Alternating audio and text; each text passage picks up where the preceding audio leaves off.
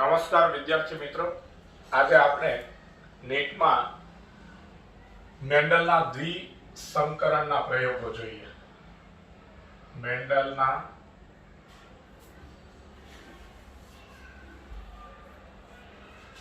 દ્વિસંકરણના પ્રયોગો.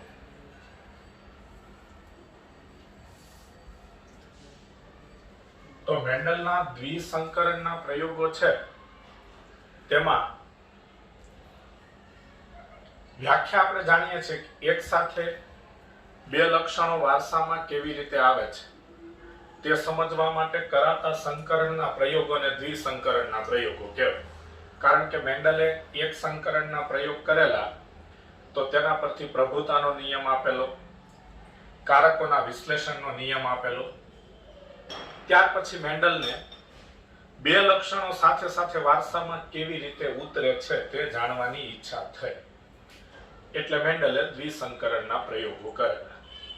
તો મેન્ડલે તેના દ્વિસંકરણના પ્રયોગો માટે કયા લક્ષણો પસંદ કરેલા? તો તેના માટે મેન્ડલે વટાણાના બીજનો રંગ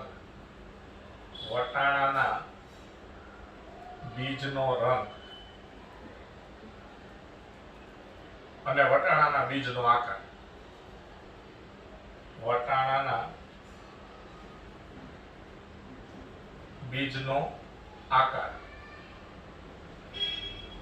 આવા બે લક્ષણો પસંદ કરેલા. તો વટાણાના બીજનો રંગ અને વટાણાના બીજનો આકાર, આવા બે લક્ષણો મેન્ડલે તેના દ્વિસંકરણના પ્રયોગો માટે પસંદ કરેલા. આપણે જાણીએ છીએ એ પ્રમાણે કે દરેક લક્ષણ હોય એની બે અભિવ્યક્તિ હોય, એક પ્રભાવી અને એક પ્રચ્છન્ન. તો જે રંગનું લક્ષણ હતું તેની બે અભિવ્યક્તિ હતી પીળો રંગ. તો પીળો રંગ તેના માટે કેપિટલ વાય જનીન પ્રભાવી હતું, અને લીલો રંગ તેના માટે સ્મોલ વાય જનીન પ્રચ્છન્ન હતું. તો આ વટાણાના બીજના રંગની બે અભિવ્યક્તિ. હવે વટાણાના બીજનો આકાર, તો તેની પણ બે અભિવ્યક્તિ. ગોળ આકાર માટે કેપિટલ આર પ્રભાવી અને ખરબચડો આકાર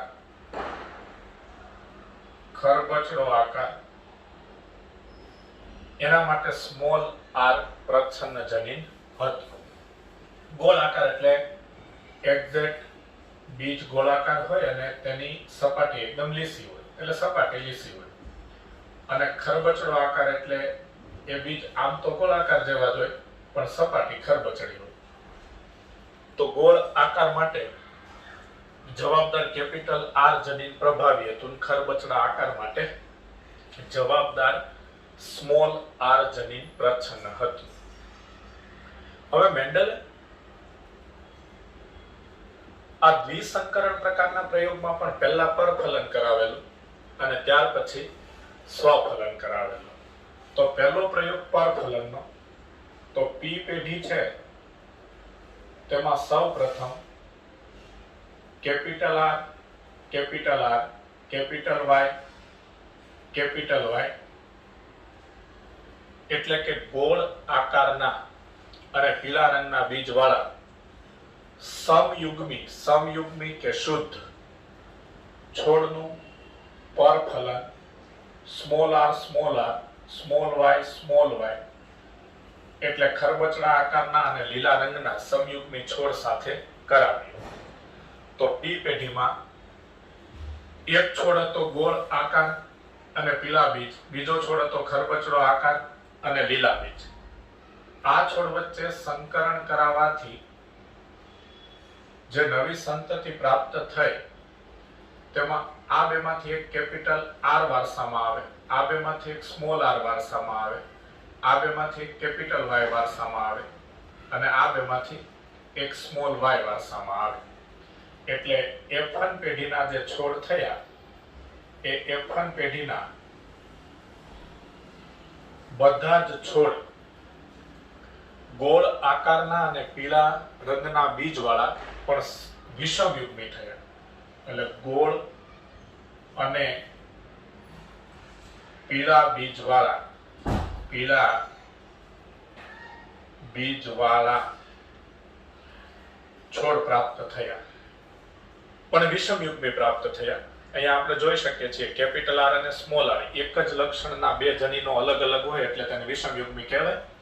તો સૌપ્રથમ મેન્ડલે ગોળાકારના અને પીળા રંગના બીજવાળા સમયુગ્મી છોડનું ખરબચડા આકારના અને લીલા રંગના બીજવાળા સમયુગ્મી છોડ સાથે પરફલન કરાવ્યું. તો F1 પેઢીમાં બધા જ છોડ ગોળ અને પીળા બીજવાળા અને વિષમયુગ્મી પ્રાપ્ત થયા. પછી બીજા પ્રયોગમાં મેન્ડલ સ્વફલન કરાવતા. એટલે આ જે F1 પેઢીનો છોડ હતો વિષમયુગ્મી છોડ, capital R small R capital Y small Y, તેનું સ્વફલન capital R small R capital Y small Y. તો તેમાં સ્વફલન કરાવવામાં આવ્યું. એટલે સ્વફલનમાં તો નર પણ એ જ હોય અને માદા છોડ પણ એ જ હોય, કારણ કે સ્વફલન ઉભયલિંગી પુષ્પોમાં થાય અને વટાણામાં ઉભયલિંગી પુષ્પ હોય. તો આ જે F1 પેઢીના વિષમયુગ્મી છોડ હતા એમાં મેન્ડલે સ્વફલન કરાવ્યું. તો સ્વફલનમાં તેને કુલ 16 છોડ મળેલા અને 4 પ્રકારના છોડ મળેલા. એટલે જે એક સંકરણ પ્રયોગ હતો એની F2 પેઢીમાં 3:1 ના પ્રમાણમાં ઊંચા અને નીચા એમ બે જ પ્રકારના છોડ પ્રાપ્ત થયેલા. પણ આ દ્વિસંકરણના પ્રયોગમાં મેન્ડલને કુલ 16 અને તે 4 પ્રકારના છોડ પ્રાપ્ત થયેલા.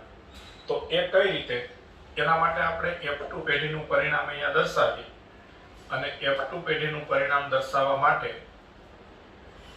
આ પુનેટ ચોરસ છે, આ પુનેટ ચોરસ.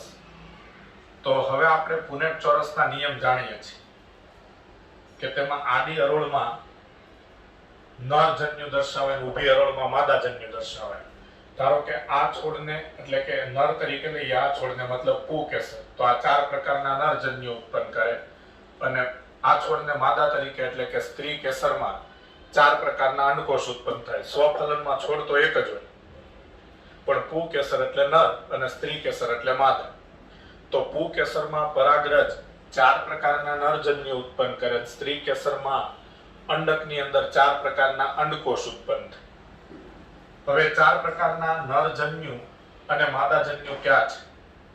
તો એના માટે આ રીતે આ 4 ખાના 4 પ્રકારના જન્યુ છે. એટલે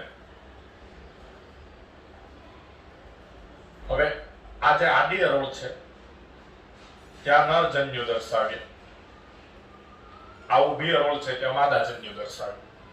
તો નરજન્યુ છે એ 4 પ્રકારના કયા કયા થશે? તો કેપિટલ આર સાથે કેપિટલ વાય આવે, તો કેપિટલ આર સાથે સ્મોલ વાય પણ આવે. એટલે એવું ન હોય કે આકાર માટેનું કેપિટલ આર જનીન પ્રજનન કોષમાં આવે અર્ધીકરણની ક્રિયાથી. અર્ધીકરણ એટલે મેન્ડલ જેને કારકોના વિશ્લેષણની ક્રિયા કહેતા હતા, તેમ કે કેપિટલ આર આકાર માટેનું વારસામાં આવે, તેમ કે તેના માટે રંગનું, તેની સાથે રંગનું એમ કે કેપિટલ વાય જનીન ન જ આવે એવું ન હોય. કેપિટલ વાય પણ આવી શકે અને સ્મોલ વાય પણ આવી શકે. એવી રીતે આ આકાર માટેનું સ્મોલ આર જનીન પ્રજનન કોષમાં આવે વિશ્લેષણ પામીને, કારકોના વિશ્લેષણ મુજબ અર્ધીકરણ દ્વારા. તો તેની સાથે આકાર માટેનું કેપિટલ વાય પણ આવી શકે અને સ્મોલ વાય પણ આવી શકે.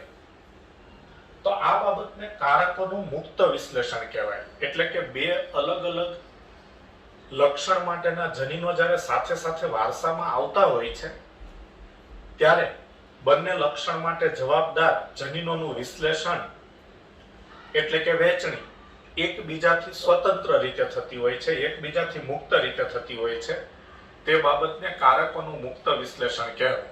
એટલે આ પ્રયોગનું પરિણામ પ્રાપ્ત થયું F2 પેઢીનું, ત્યાર પછી મેન્ડલે આ નિયમ તારવેલો, કારકોના મુક્ત વિશ્લેષણનો નિયમ. તો આ થયા નરજન્યુ. હવે માદાજન્યુ આપણે દર્શાવીએ. તો જે 4 પ્રકારના નરજન્યુ ઉત્પન્ન થયા એ જ 4 પ્રકારના માદાજન્યુ ઉત્પન્ન થાય, એવા જ 4 પ્રકારના માદાજન્યુ ઉત્પન્ન થાય જનીન બંધારણની દ્રષ્ટિએ.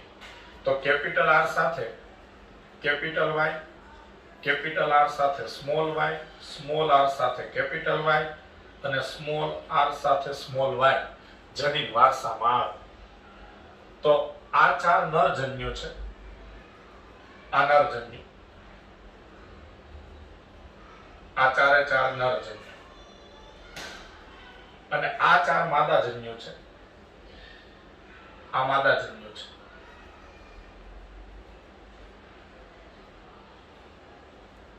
તો આ 4 નરજન્યુ, આ 4 માદાજન્યુ. હવે 4 પ્રકારના નરજન્યુ, 4 પ્રકારના માદાજન્યુનું 4 ગુણ્યા 4 16 પ્રકારે ફલન કરી શકે. એટલે ફલિતાંડ કુલ 16 પ્રકારના થાય. 16 અલગ અલગ જનીન બંધારણ વાળા ફલિતાંડ પ્રાપ્ત થાય. તો જે આપણે આ પુનેટ ચોરસના ખાનામાં દર્શાવીશું. તો આ નરજન્યુ આ માદાજન્યુ વચ્ચે ફલન થાય તો capital R, capital R, capital Y, capital Y. એટલે આ છોડ થાય ગોળ અને પીળા બીજવાળો. પછી capital R, capital R, capital Y, small Y. તો આ ગોળ અને પીળા બીજવાળો. અહીંયા capital R, small R, capital Y તો પણ ગોળ અને પીળા બીજ. Capital R, small R, capital Y, small Y તો પણ ગોળ અને પીળા બીજ. આ કેપિટલ આર અને કેપિટલ વાય, સ્મોલ વાય ગોળ અને પીળા બીજ. Capital R, small Y. હવે અહીંયા બીજનો આકાર તો ગોળ થશે પણ બંને સ્મોલ વાય છે એટલે લીલો રંગ થશે. એટલે કે ગોળ આકાર અને લીલા બીજ વાળા આ જન્યુ વચ્ચે ફલન થાય તો capital R, small R, capital Y, small Y તો પણ ગોળ અને પીળા બીજ વાળા. એવી રીતે આ બંને જન્યુ કેપિટલ આર, સ્મોલ વાય તો કેપિટલ આર, સ્મોલ આર એટલે પ્રભુતાના નિયમ મુજબ ગોળ બીજ અને લીલો રંગ. ઓકે. આ બંને જન્યુ capital R, small R, capital Y તો ગોળ આકાર અને પીળો રંગ. એવી રીતે આ બંને જન્યુ capital R, small R, capital Y, small Y તો એમાં થશે ગોળ આકાર અને પીળા બીજ. એવી રીતે આ સ્મોલ આર, કેપિટલ વાય તો ખરબચડો આકાર અને પીળો રંગ. આ બંને small R, capital Y, small Y તો પણ ખરબચડો આકાર અને પીળો રંગ. હવે આ જન્યુ ને આ જન્યુ capital R, small R, capital Y, small Y તો ગોળ આકાર, પીળા બીજ. આ બંને જન્યુ કેપિટલ આર, સ્મોલ વાય, ગોળ આકાર અને લીલા રંગના બીજ. આ બંને જન્યુ small R, capital Y, small Y તો બંને સ્મોલ આર, ખરબચડો આકાર, પીળા બીજ. સ્મોલ આર, સ્મોલ વાય તો એમાં ખરબચડો આકાર અને લીલા રંગના બીજ. તો અહીંયા આપણે જોઈ શકીએ છીએ 4 પ્રકારના છોડમાં આ ગોળ અને પીળા બીજ વાળા 1 2 3 4 આ 5 આ 6 આ 7 આ 8 અને આ 9. તો 9 જે છોડ છે 9 છોડ એ ગોળ અને પીળા બીજ વાળા પ્રાપ્ત થયા. ગોળ અને પીળા બીજ વાળા પ્રાપ્ત થયા. તો 9 છોડ ગોળ અને પીળા બીજ વાળા પ્રાપ્ત થયા. હવે 3 છોડ ગોળ અને લીલા રંગના બીજ વાળા પ્રાપ્ત થયા. આ 1 આ 2 અને આ 3 તો એ ગોળ આકારના અને લીલા રંગના બીજ વાળા પ્રાપ્ત થયા. તો 3 છોડ ગોળ અને લીલા બીજ વાળા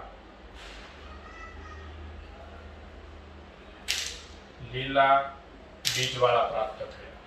બીજા 3 છોડ છે એ ખરબચડા અને પીળા બીજ વાળા પ્રાપ્ત થયા. એ આ છોડ છે. આ ખરબચડા અને પીળા બીજ વાળા, આ ખરબચડા અને પીળા બીજ વાળા. તો એ 3 છોડ ખરબચડા એટલે ખરબચડા આકારના અને ખરબચડા આકારના અને પીળા બીજવાળા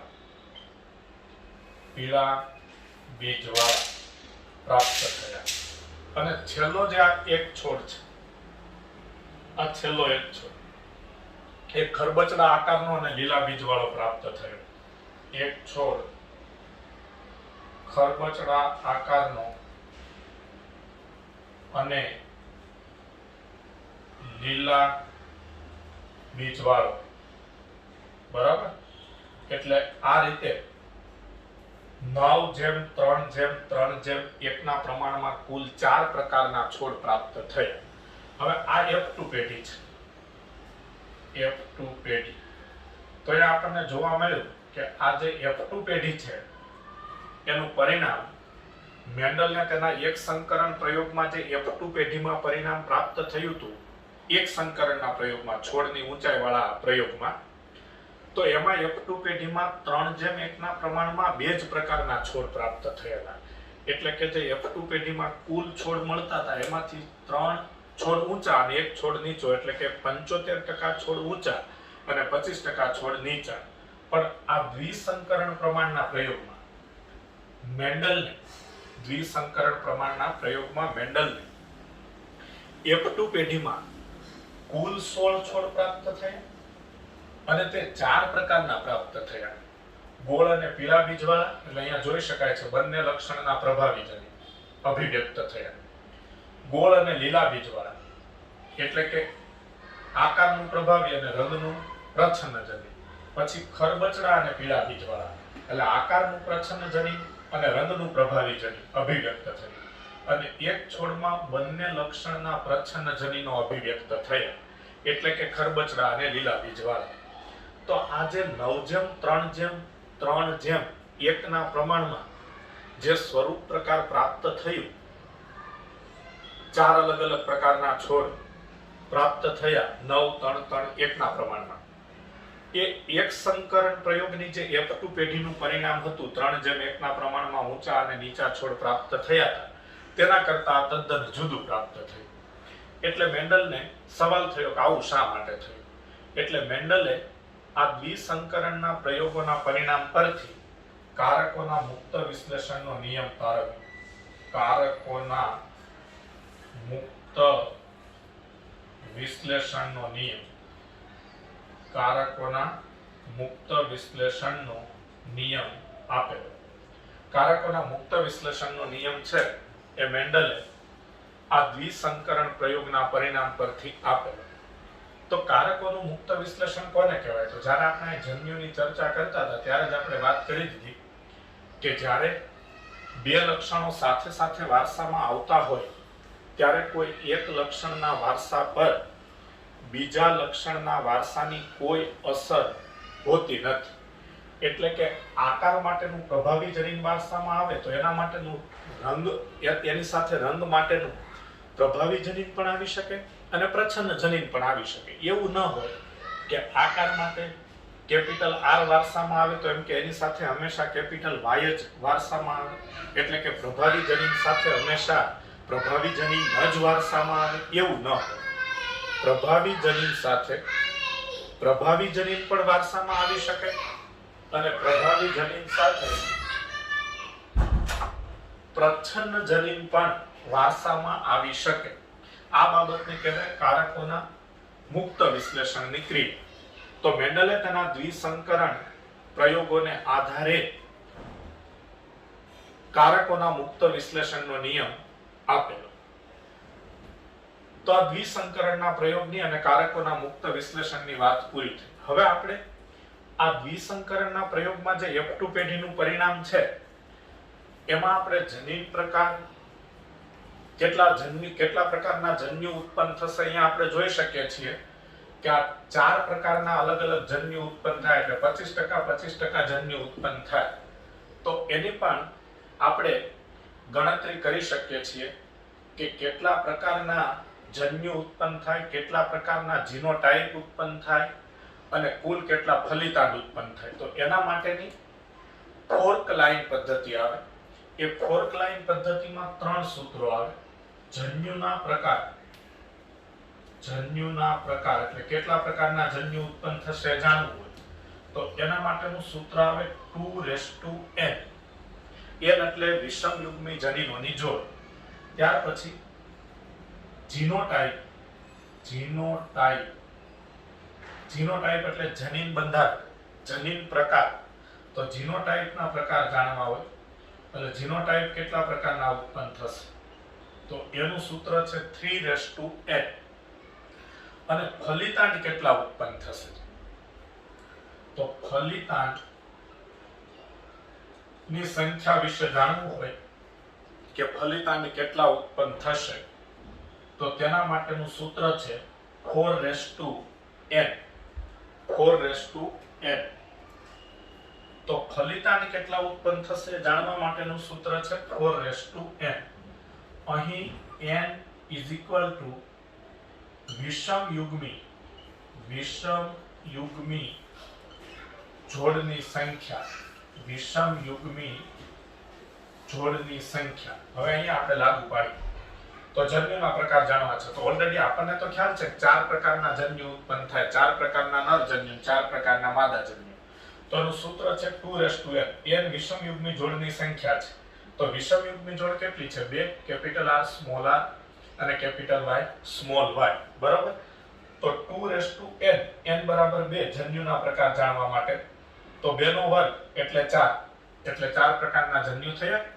હવે જીનોટાઇપના પ્રકાર જાણવા છે. આ જે 16 છોડ પ્રાપ્ત થયા એના સ્વરૂપ પ્રકાર તો આપણને ખબર છે 4 છે, પણ જનીન બંધારણ અલગ અલગ ક્યાં છે? જેમ કે અહીંયા આપણે જાણીએ છીએ કે આ બંને પ્રભાવી સમયુગ્મી છે. તો અહીંયા આ કેપિટલ R તો એ પ્રભાવી સમયુગ્મી છે, મતલબ સમયુગ્મી છે, પણ કેપિટલ Y સ્મોલ y તો એ વિષમયુગ્મી છે. એટલે કે આકાર માટેના જનીન સમયુગ્મી છે, એટલે કે આકાર માટેનું જીનોટાઇપ જનીન બંધારણ સમયુગ્મી છે, પણ રંગ માટેનું જીનોટાઇપ વિષમયુગ્મી છે. તો આવા કુલ અલગ અલગ આમાં કેટલા જીનોટાઇપના પ્રકાર છે, કેટલા પ્રકારના જીનોટાઇપ છે તો એનું સૂત્ર જાણવું હોય તો 3n. આમાં નહીંતર આપણે કેલ્ક્યુલેશન કરવી પડે, મતલબ ગણતરી કરવી પડે, બધા જીનોટાઇપ ચેક કરવા પડે. પણ સૂત્રમાં સીધી ખબર પડી જાય કે જીનોટાઇપના પ્રકાર જાણવા છે તો 3n. n વિષમયુગ્મી જોડની સંખ્યા છે, એટલે વિષમયુગ્મી જોડ તો આ દ્વિસંકરણ છે એટલે 2 હોવાની, એટલે 3 નો વર્ગ 9, એટલે આમાં 9 અલગ અલગ જીનોટાઇપ છે. આ જે કુલ 16 છોડ છે એમાં 9 અલગ અલગ જીનોટાઇપ છે. પછી ફલિતાંડની સંખ્યા જાણવી હોય તો 4n. n વિષમયુગ્મી જોડની સંખ્યા છે તો વિષમયુગ્મી જોડની સંખ્યા 2 છે એટલે 4 નો વર્ગ એટલે 16. તો આપણને ખ્યાલ જ છે પુનેટમાં આવા 16 ચોરસ ખાના છે એટલે કે 16 અલગ અલગ ફલિતાંડ પ્રાપ્ત થાય છે. એટલે ફલિતાંડની સંખ્યા જાણવાનું સૂત્ર 4n. જીનોટાઇપના પ્રકારની સંખ્યા જાણવાનું સૂત્ર 3n. અને જન્યુના પ્રકાર જાણવાનું સૂત્ર 2n, જ્યાં n વિષમયુગ્મી જોડની સંખ્યા છે.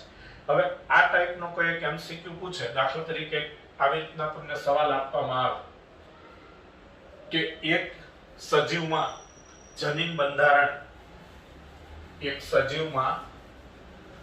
બંધારણ તમને કોઈ જનીન બંધારણ આપેલું છે અને પછી તેના આધારે તમને MCQ પૂછવામાં આવે તો આ રીતે તમે જવાબ આપી શકો છો.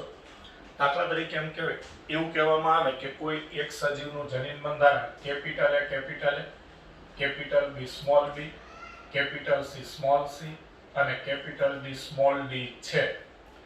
તો આ સજીવ દ્વારા કેટલા પ્રકારના જન્યુ ઉત્પન્ન થાય?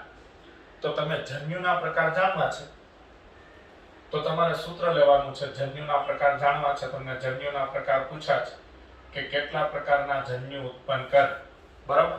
તો 2n. તો આ સૂત્ર મુજબ 2n પ્રમાણે ગણતરી કરી શકાય. તો એમાં n વિષમયુગ્મી જોડની સંખ્યા છે તો કેપિટલ A બંને સમાન એટલે સમયુગ્મી. વિષમયુગ્મી જોડની સંખ્યા જ લેવાની છે. સમયુગ્મી જોડની સંખ્યા કે જનીનોની કુલ જોડ કેટલી છે એ ધ્યાનમાં નથી લેવાની. તો આ 1, આ 2 અને આ 3 એટલે વિષમયુગ્મી જોડની સંખ્યા કેટલી થાય? 3 એટલે 2 નો ઘન 2 નો ઘન એટલે 8, તો આ 8 પ્રકારના જન્યુ ઉત્પન્ન કરે. તો આ રીતે કોઈ સજીવમાં તમને જનીન બંધારણ આપવામાં આવે અને એવો MCQ પૂછવામાં આવે કે આવું જનીન બંધારણ ધરાવતા સજીવ કેટલા પ્રકારના જન્યુ ઉત્પન્ન કરે, તો આ સૂત્ર પ્રમાણે ગણતરી કરી શકાય. તો આ લેક્ચરને આપણે અહીંયા પૂર્ણ કરીએ અને હવે આગળની ચર્ચા નેક્સ્ટ લેક્ચરમાં કરીશું.